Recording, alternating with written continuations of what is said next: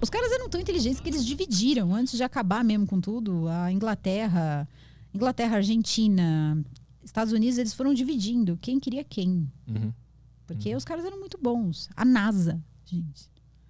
A NASA quase inteira é nazista. O cara que criou a NASA... Ah, é? Nazista.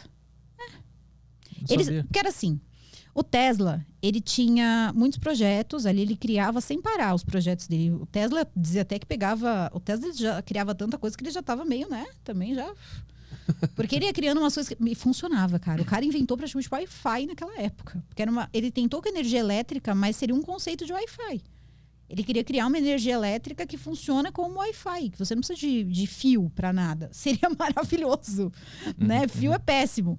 Mas ele já tinha vários projetos. O projeto da primeira nave, ou melhor, primeiro avião com formato em disco. Aqueles aviões que não pegam no radar, que são muito rápidos. É Black Walker, acho que é Black Walker, alguma coisa assim. Era dele. Só que ele foi para os Estados Unidos, teve o desentendimento e tal. E ele não se dava bem nos Estados Unidos. Porque ele era... Enfim, ele era... ai, meu Deus. Ai, como é que era o nome do país dele, meu Deus? Me ajuda. Do Tesla. Do Tesla. Onde é que ele nasceu? Ai, ele era da... Deixa eu procurar aqui. Não é Bulgária, O pessoal deve estar falando. não. O pessoal tá falando no chat aí já. Croácia. Croácia. Isso. E aí o que aconteceu? O pessoal pegou, ficou lá, né?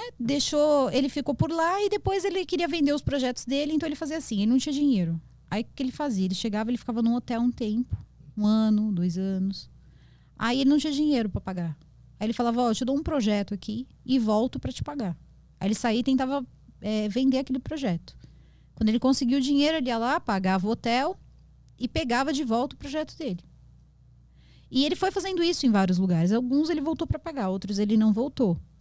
E ele tinha mais de 80 malas de documentos, projetos dele. E nessa época, ele acabava vendendo para quem quisesse comprar. E ele acabou vendendo muitos desses projetos para os nazistas. Ah, entendi. Ele vendeu para o Hitler, entendeu? Então, por isso que eu tenho esse pé atrás com essa questão ufológica. Porque o que acontece? Todos esses projetos precisam ser testados. E era o quê? O que aconteceu depois da Segunda Guerra? Foi a Guerra Fria. Então, quem tinha maior poder bélico saía na frente, né? Quem ia chegar na Lua primeiro e toda essa coisa. E o que acontece? Para testar tudo isso, precisava de uma desculpa. E esse negócio das luzes e tudo mais, nem sempre é algo ufológico. Teve um que descaradamente eles conseguiram ver. Eram aviões. Então, tudo isso complica um pouco. Então, quando normalmente você vê esse estouro, que dá em vários lugares ao mesmo tempo, de luzes e tal, o pessoal já começa, nossa, um ataque foi... Eles chegaram. Prepara, vai lá chegaram. Não, ninguém chegou. Eles estão testando as armas que eles estão desenvolvendo. Dizem até que isso é feito na própria Área 51. Todo mundo acha que tem alienígena. E tem várias teorias. Eu também não estou afirmando que não tem. Não sei, não vi. Mas eu sei que era lá também que eles faziam isso. Eles desenvolviam esses projetos.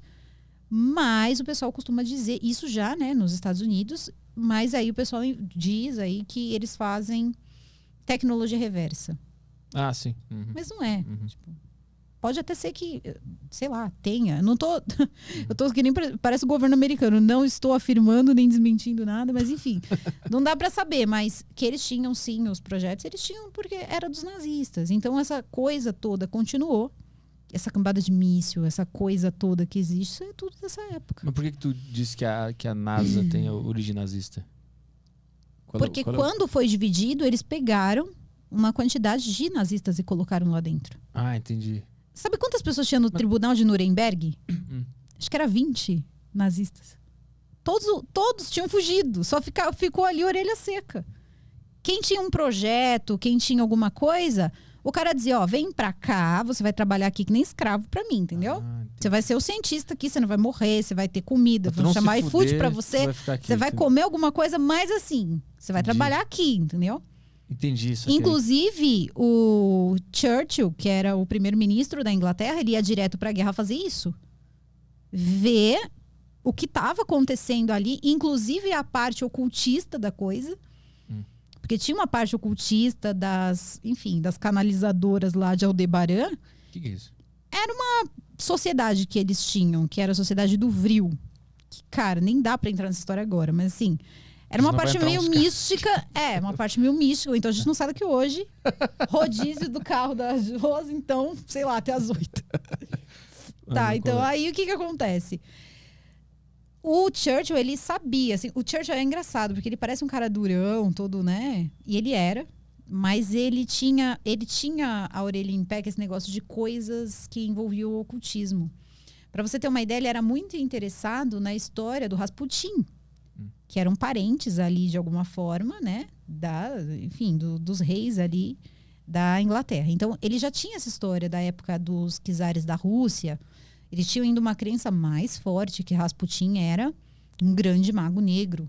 Então ele achava que aquilo podia ser verdade. Só que ele tinha um pouco de vergonha de admitir isso. Aí o que acontece? Sendo que na própria, né, as próprias rainhas da Inglaterra, a Rainha Vitória, vários deles tinham ali. O John Dee mesmo trabalhava, era um grande mago.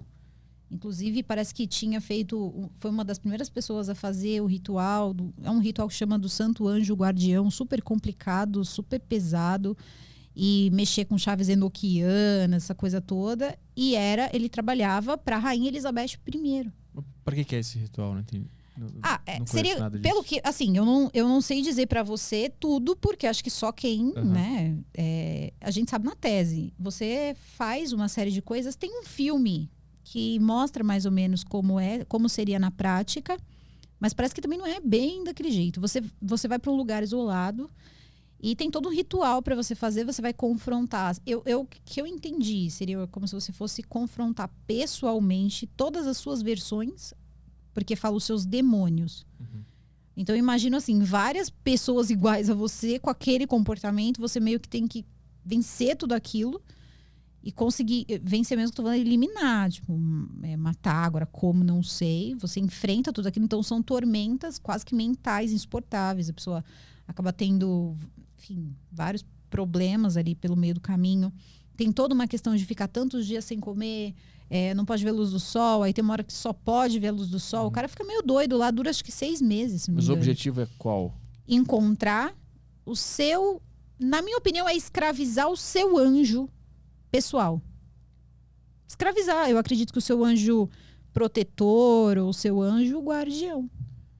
Por que e aí você faz... Porque um anjo, ele pode te proteger ou não. Você vai dar ordem para um anjo. Então você imagina, existem religiões que eles fazem rituais para, sei lá, chamar um demoninho ali, um daimon. Já é para eles grande coisa. Você imagina você ter como seu escravo um anjo. Então é muita coisa, né? Vamos colocar aqui, um anjo é um dos seres, né, celestiais aí, depois de Deus, são os anjos. Então você ter um anjo a seu bel prazer deve ser interessante para quem mexe com isso aí, não sei. Agora, se alguém conseguir fazer isso também, não sei. E como é que isso conversa com a história do Churchill lá da... Então, e aí ele ia escutando todas essas histórias, isso tudo rolava, né? Tinha a história do John Dee, então ele sabia que existiam pessoas que eram capazes de fazer essas coisas. Aí veio uma história que era mais recente, que era dos czares da Rússia, que acho que eram primos da rainha da Inglaterra, dos reis da Inglaterra, mas não queriam que misturasse. E o Rasputin, ele era o mago dos czares.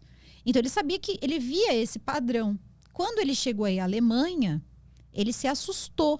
Agora, como ele se assustou com uma sociedade oculta, né, secreta, oculta, enfim, de ocultistas na Alemanha, que eu não sei, mas ele ficou sabendo da existência da sociedade do Vril e viu que existiam moças que eram canalizadoras, traziam informações, uma coisa muito louca, que era informações de um lugar, acho que uma estrela, um planeta, sei lá, chamado Aldebaran. E elas tinham os cabelos bem compridos, eram umas moças bem bonitas. Elas ficavam lá canalizando e dando direcionamento do que se podia fazer. Então ele tinha medo que alguém antecipasse, né, os passos, ali desse coordenadas para que o Hitler saísse na frente. E essa era a ideia mesmo delas, elas estavam ali para isso.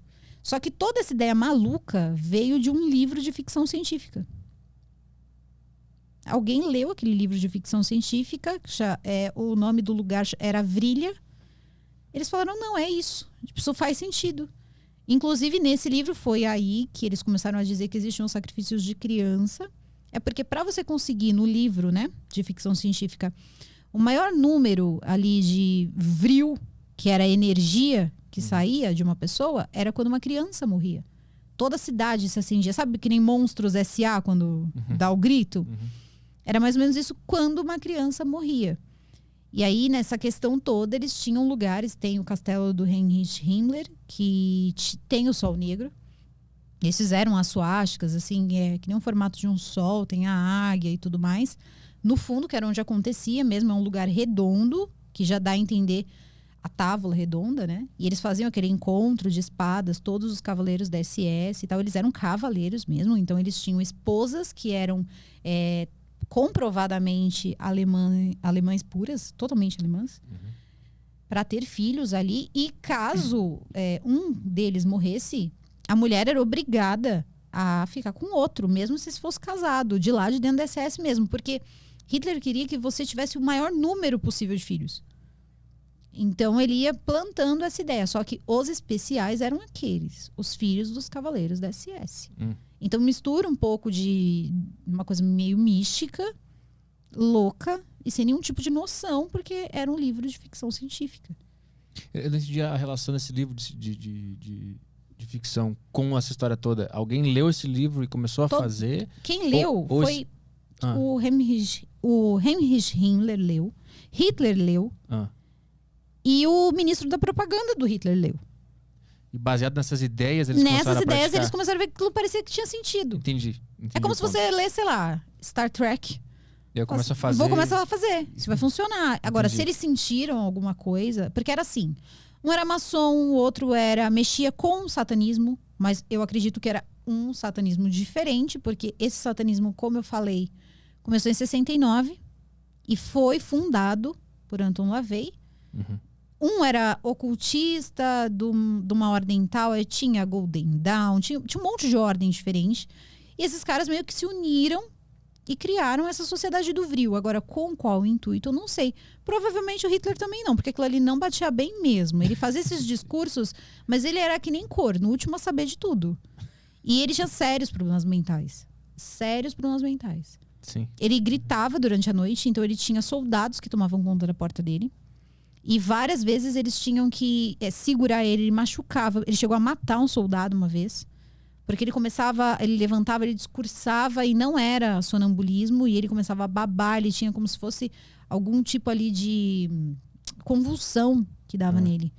Então ele não estava bem. E aí davam lá umas coisas pra ele, ele melhorava e no dia seguinte estava lá. Em pezão, 5 horas. Então também já não sei se não tinham também, sabe? Sei lá. Uma entidade? Não, uma entidade não. Tem tanto. Como é que é? Porque se a gente tá pensando dessa forma, né? A gente pode pensar que a gente também tá conspirando um pouquinho. Sim. Tinha o projeto MK Ultra. Já nessa época? Eu acho que já. Esse projeto essa teoria é engraçada. Toda hora, né? Aparece, eu acredito que sim. Se não foi nessa época, mais ou menos deve ter saído.